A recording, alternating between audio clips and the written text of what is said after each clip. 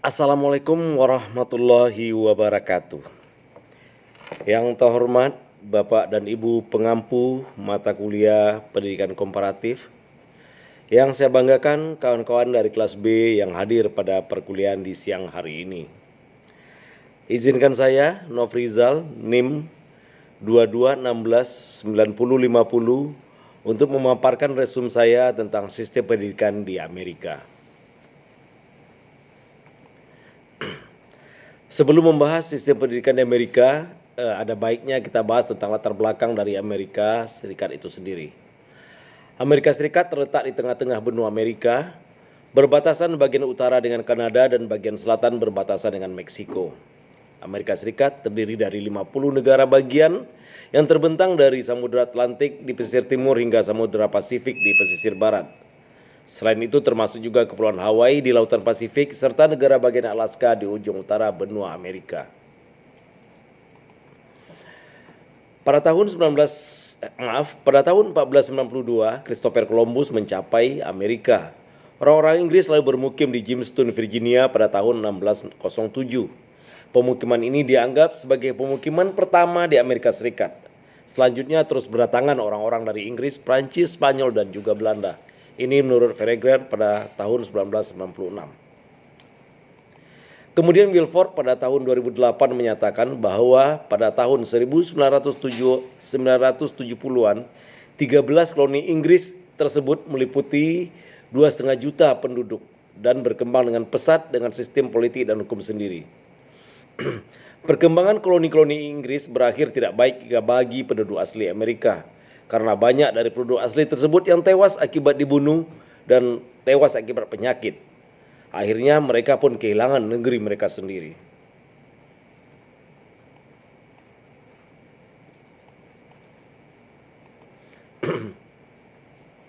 Melihat perkembangan yang pesat pada negara koloni tersebut, Parlemen Inggris menegakkan otoritasnya atas koloni-koloni ini dengan menetapkan pajak baru yang cukup tinggi. Hal ini dianggap inkonstitusional oleh orang-orang di Amerika karena mereka tidak terwakili di parlemen.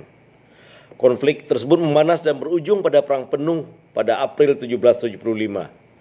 Setelah melalui revolusi Amerika, koloni-koloni tersebut menyatakan kemerdekaan dari kerajaan Britania Raya pada tanggal 4 Juli 1779 dan mendirikan negara yang bernama Amerika Serikat.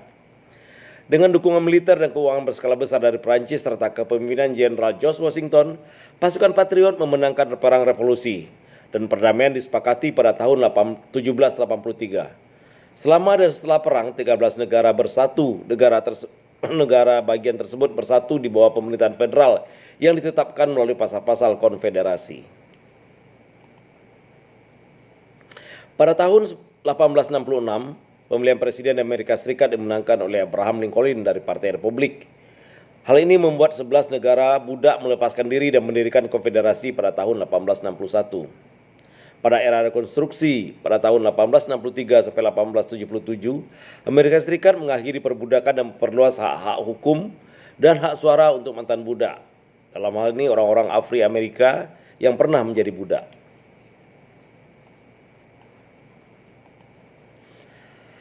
Amerika Serikat menyatakan perang terhadap Jerman pada tahun 1917 atau yang dikenal dengan Perang Dunia Pertama dan mendanai pihak sekutu hingga meraih kemenangan setahun kemudian. Setelah dekade kemakmuran pada tahun 1920-an dan runtuhnya Wall Street pada tahun 1929, menandai dimulainya depresi besar yang mendunia selama satu dasawarsa.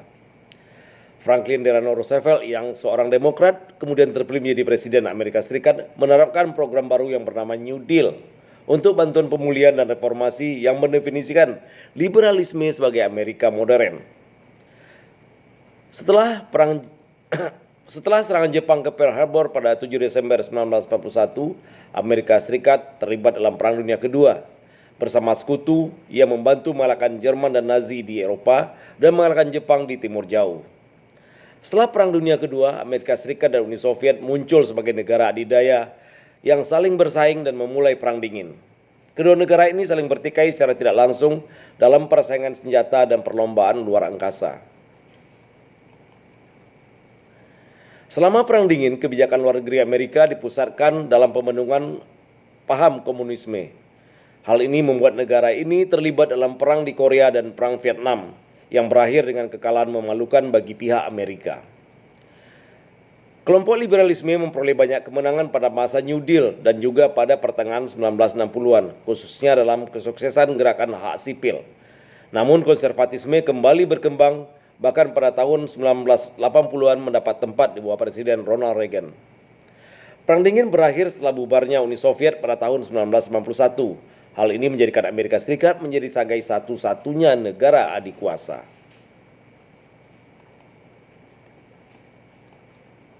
Memasuki abad 21, konflik internasional berpusat di sekitar Timur Tengah dan meningkat tajam menyusul serangan 11 September serta perang melawan terorisme yang dideklarasikan setelahnya. Amerika Serikat mengalami resesi ekonomi terburuk sejak Perang Dunia Kedua pada akhir tahun 2000-an yang disusul oleh melambatnya pertumbuhan ekonomi selama tahun 2010-an. Ini menurut Fraser pada 1996. Resesi ekonomi ini berdampak luas sampai pada sektor lain, termasuk sektor pendidikan sampai saat sekarang ini. Pendidikan di Amerika Serikat dimulai pada pendidikan dan politik masa kolonial. Kolonisasi Amerika Utara pada abad 17 dan 18 menyebabkan perpaduan budaya yang kompleks dan sering terjadi konflik kekerasan antara Eropa dan penduduk asli Amerika. Para kolonis Eropa berasal dari berbagai latar belakang etnis dan bahasa, seperti Prancis, Spanyol, Belanda, serta Inggris. Koloni-koloni ini pada awalnya menciptakan sistem sekolah sosial ekonomi berbasis dual track, sebagaimana di Eropa. Anak laki-laki dan perempuan dari kalangan sosial ekonomi rendah menghadiri sekolah dasar di mana mereka belajar membaca, menulis, dan berhitung serta agama. Sementara itu, anak laki-laki dari kalangan atas bersekolah di sekolah tata bahasa Latin, sekolah persiapan yang mengajarkan bahasa dan sastra Latin dan Yunani yang dibutuhkan untuk masuk perguruan tinggi kolonial. Berikutnya, pendidikan pada masa koloni Inggris baru. Koloni Inggris baru mendirikan Massachusetts dan Connecticut serta New Hampshire sebagai wadah untuk pengembangan ide-ide dan lembaga pendidikan Amerika. Massachusetts memperlakukan hukum pendidikan formal yang pertama di British Amerika Utara. Sekolah ini dinamai dengan sekolah Puritan atau sekolah orang-orang yang fanatik dengan agama. Penjajah Massachusetts percaya bahwa orang-orang berpendidikan yang tahu perintah Allah seperti diwartakan oleh Menteri Puritan bisa menahan godaan iblis. Mengikuti imbauan Protestan, mereka membaca Alkitab. Sekolah gereja difungsikan untuk menekan kegiatan membaca, menulis, dan agama. Sekolah untuk pemanfaatan ekonomi dan sosial.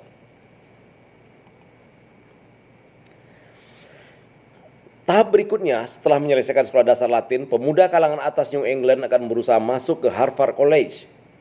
Didirikan pada tahun 1636, Harvard didirikan atas keyakinan bahwa menteri Puritan masa depan dan pemimpin lain membutuhkan pendidikan melalui proses klasik dan teologis.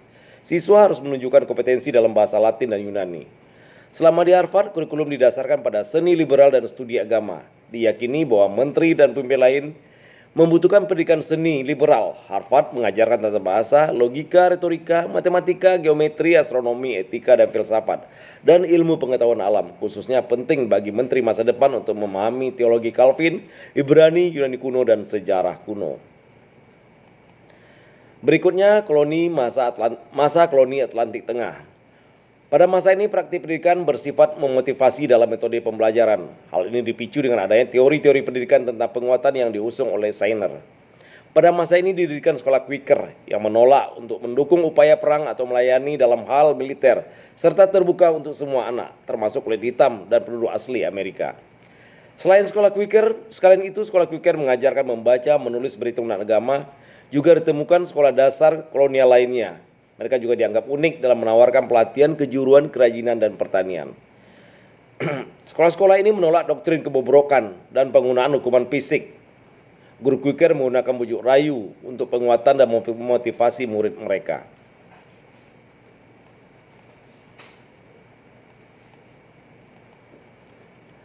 Pendidikan masa koloni selatan. Meskipun perbudakan ada di seluruh koloni, penduduk terbesar yang diperbudak berada di selatan Amerika. Budak Afrika ini dilatih sebagai pekerja pertanian, lapangan, pengrajin, dan pembantu rumah tangga. Tapi mereka umum dilarang untuk belajar dan membaca atau menulis. Meski ada beberapa pengecualian, mereka belajar membaca secara diam-diam. Lama-kelamaan para tuan tanah mendirikan sekolah untuk anak-anak mereka. Seiring pertambahan waktu, akhirnya mereka pun mendirikan sekolah untuk penduduk sekitarnya. Tapi budak-budak tetap tidak diperbolehkan untuk bersekolah. Periode awal nasional. Revolusi Amerika yang dimulai pada tahun 1776 mengakhiri kekuasaan Inggris di 13 negara koloni. Para pemberontak menciptakan sebuah republik dengan pemerintahan perwakilan. Meskipun satuan sekolah dasar dan sekolah tata bahasa Latin berlanjut sampai periode awal nasional, beberapa pemimpin baru republik ingin menciptakan sekolah yang menekankan identitas budaya Amerika dan proses politik yang demokratis. Sekolah ini beroperasi di bawah artikel konfederasi. Kemudian Kongres mengesahkan Undang-Undang Pendidikan Federal yang paling awal dengan The Northwest Ordonancy 1785. Ordonansi Northwest menciptakan bagian dari setiap 36 mil persegi kota untuk pendidikan. Ordonansi Northwest juga menetapkan pemimpin dalam pemanfaatan tanah hibah federal untuk pendidikan di abad ke-19. Selama periode awal nasional, beberapa pemimpin termasuk Benjamin Franklin, Thomas Jefferson, Benjamin Rush, dan Noah Webster merancang proposal yang dikembangkan untuk sekolah-sekolah di Republik Baru. Rencana ini umumnya menganggap bahwa pendidikan di Amerika harus menyiapkan orang-orang untuk kewarganegaraan Republik meliputi keterampilan kebergunaan dan ilmiah, dan mata pelajaran untuk membantu dalam mengembangkan hamparan luas bangsa, tanah perbatasan dan sumber daya alam yang melimpah. 2. Meniadakan sikap Eropa dan menciptakan budaya Uni Amerika. Masalah budaya Uni Amerika diperdebatkan dalam The Taking Issue Box.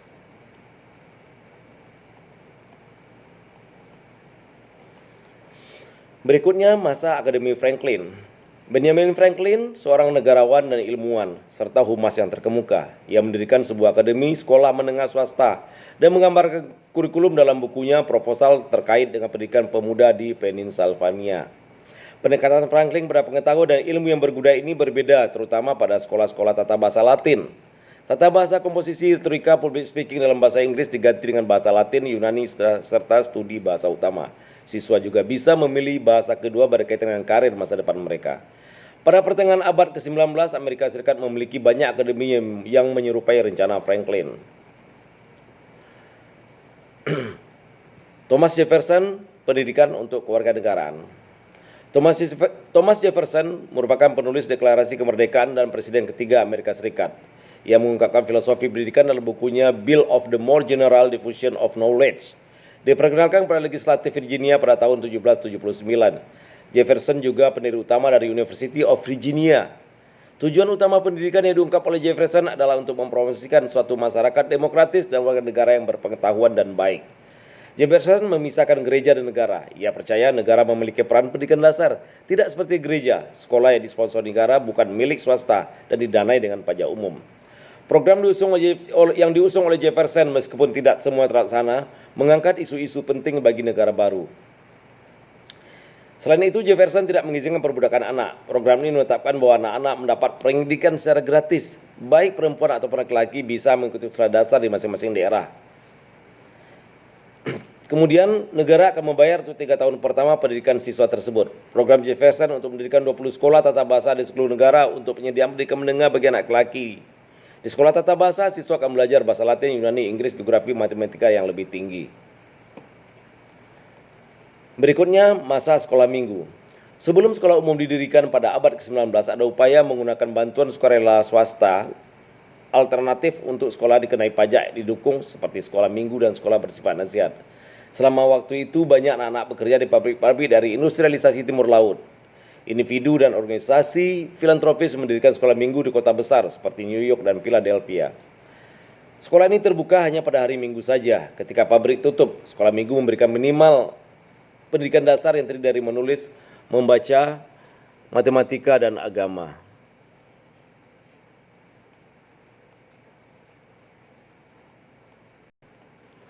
Masa sekolah umum. Gerakan sekolah umum dari setengah abad ke-19 pertama sangat penting dalam pendidikan Amerika Serikat. Karena sekolah umum ini dikendalikan oleh publik dan mendanai pendidikan dasar.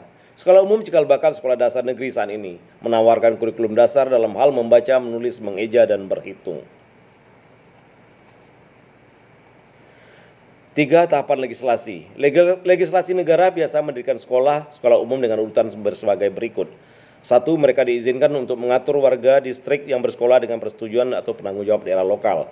Yang kedua, mereka sengaja mendorong tetapi tidak pemerintah mendirikan sekolah persekolahan, pemilihan dewan sekolah dan pengadaan pungutan pajak untuk mendanai sekolah. Yang ketiga, mereka membuat sekolah umum wajib oleh mandat pembentukan kabupaten, pemilihan papan dan penaikan pajak untuk mendukung sekolah. Berikutnya, masa kepemimpinan Donald Trump. Kondisi pendidikan Amerika sepertinya sudah menjadi titik perhatian yang akan direformasi oleh pemerintahnya sampai saat ini. Sementara hal-hal yang berkaitan dengan kebijakan perwilayah tidak sepenuhnya bisa sinergis dengan kebijakan federal. Berikut ini kutipan pernyataan Menteri Pendidikan Amerika Serikat yang dia abadikan di saat Presiden Donald Trump di sebuah sekolah dasar bersama senator dan juru bicara Gedung Putih. Dia menyebut market driven sebagai pendekatan pendidikan ke depan. Terdapat dua prinsip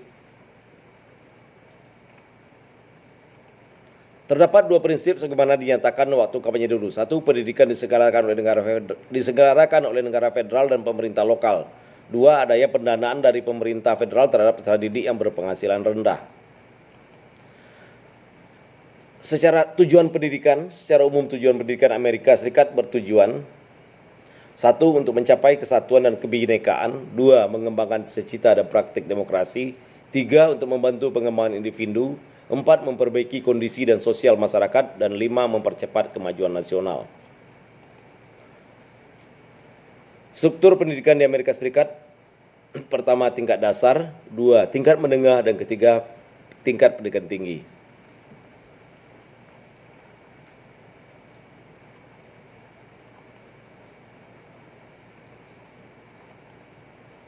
Manajemen pendidikan di Amerika Serikat. Pertama, otoritas. Sebagian besar negara bagian Amerika Serikat memisahkan pemberian izin bagi perguruan tinggi negeri dan swasta.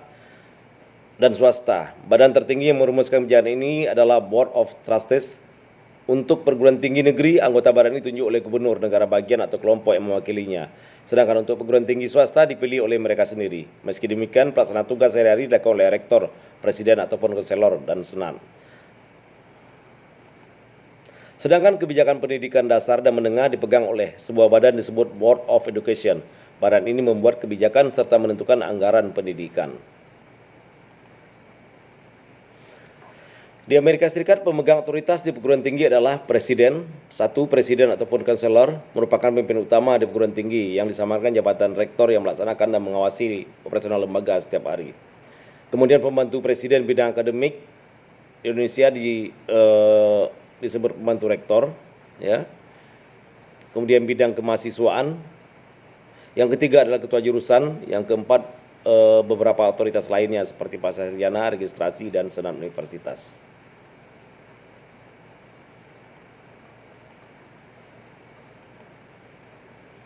Kurikulum dan metodologi pengajaran. Di Amerika Serikat tidak ada kurikulum nasional yang resmi. Kurikulum diserahkan kepada negara-negara bagian dengan tujuan memberikan peluang kepada pemerintah daerah setempat untuk menampung kekhususan lokal dan perbedaan individu.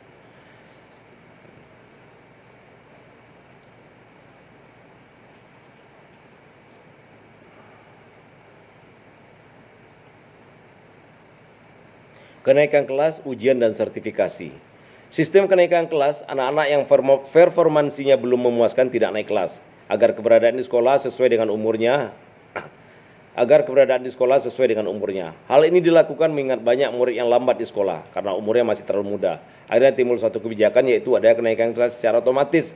Hal ini diberlakukan bagi anak yang mengulang tadi, tapi sudah mencapai usia yang sesuai dengan kelasnya. Untuk mendapatkan ijazah atau diploma SLTA tidak harus ada ujian resmi, melainkan dengan memperhatikan keadaan murid, nilai rapor saja. Untuk daerah tertentu, tanda tamat SLTA sudah dapat digunakan memasuki perguruan tinggi dan tidak perlu adanya ujian negara secara nasional. Ijazah sekolah menengah tingkat SLTA diberikan pada siswa yang telah memiliki persyaratan minimum kompetensi yang diharapkan. Akreditasi institusional sangat penting bagi kelangsungan hidup lembaga. Kehilangan status terakreditasi dapat mempengaruhi jumlah mahasiswa mendaftar, sukar untuk mendapatkan dosen yang baik, dan sulit untuk mendapatkan dana dari pemerintah maupun dana dari badan-badan lainnya. Tamat dari perguruan tinggi terakreditasi merupakan syarat untuk melanjutkan pendidikan ke program pasca sarjana. Mahasiswa yang ingin mendapatkan izin praktek harus tamat dari program studi yang telah terakreditasi seperti mahasiswa arsitek, kedokteran, perawat, dan sebagainya.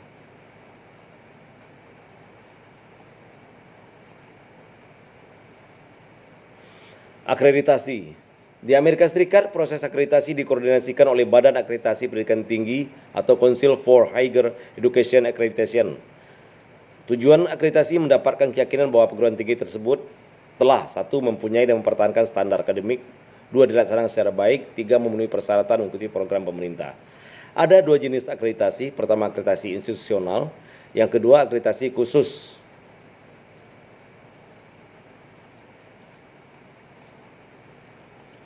Badan Akreditasi Pendidikan Tinggi. Badan ini membantu menjaga kemandirian serta otonomi proses akreditasi. Badan ini merupakan anggota organisasi perguruan tinggi, Asosiasi Akreditasi Nasional, Komisi Pendidikan Tinggi, dan kelompok-kelompok bidang studi. Badan ini terutama memperhatikan proses dan kualitas akreditasi dan mengkaji sasaran akreditasi. Badan ini juga mengkoordinasikan penelitian, analisis, dan perdebatan pengumpulan dan ikut membantu menyelesaikan pertikaian yang timbul antara perguruan tinggi dan pelaksana akreditasi. Demikian resum saya tentang sistem pendidikan di Amerika Serikat. Masukan dan saran dari rekan-rekan sangat saya harapkan. Sebelumnya saya ucapkan terima kasih. Saya akhiri dengan wabillahi taufiq wal hidayah. Wassalamualaikum warahmatullahi wabarakatuh.